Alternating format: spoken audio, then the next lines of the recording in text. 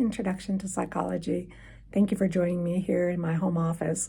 I just wanted to finish up from the class the other day about cognition and language. So we know language is how we communicate with other people, but there are two components of language.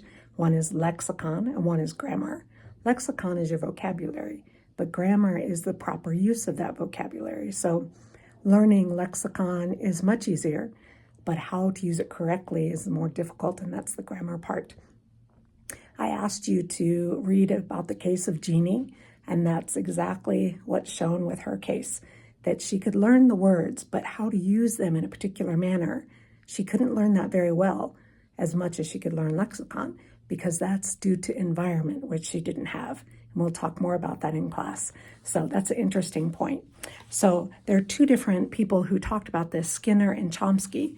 Skinner said, no, language is learned by reinforcement, which of course he would say that. But Chomsky said, no, I think it's biological. So we'll talk about that. What do you think? Do you think environment influences language? Or does thinking influence language? But how do you think about something if you don't have the words for it? And that's what my dad always said. So there's kind of two sides of this, and we'll talk about it in class. We'll have a few discussions on Monday class, and that will be one of them. And then the other part of cognition is problem solving. I'm looking at my notes here. Algorithm, the way to solve problems step by step. And then there's trial and error, which most of us use. We don't use much logic in making a decision. We just see if it works, and if it does, okay, we'll try it again, and if it doesn't, we'll try something else. And then there's heuristic, which is back planning, thinking of the goal and planning to where you are now, which is really a smart way to do it. If you want to be, let's say you want to be a psychologist, then you know you need a master's degree, then you know you need a bachelor's degree, then you know you need to study well in your bachelor's degree to be accepted in a master's degree. So you have to have a logical approach, not just, oh, I think I want to do it, and so I will. Most of life doesn't work out that way. And then there's some pitfalls, which are really interesting. So like traps in problem solving that we can fall into. One of them is confirmation bias. And I see this so often. Confirmation bias is when we think a certain way about something or someone, and then we pick out the things they do that match what we already thought. And we're not very open to changing our mind.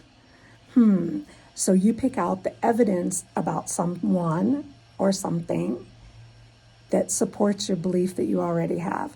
So it means you're not being very open-minded to what could be different or that you could be wrong. But most people do that. And then there's hindsight bias. Have you ever said, oh, I knew he was a bad person. I knew it all along.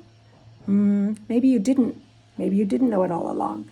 But you're confirming, oh, yes, I did know that. I did know that. That's called hindsight bias. And representative bias is stereotyping.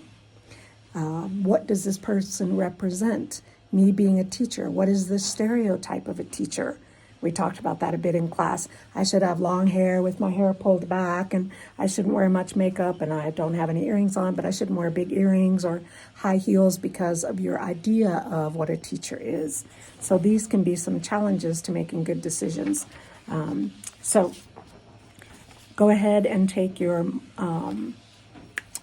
multiple intelligences, I forgot the word a second, multiple intelligences quiz, upload your results. And Monday, we'll talk about these 3 different discussions. We'll have more discussion on Monday. So thank you again for your flexibility. Welcome to my office at home, and I will see you on Monday. Bye-bye.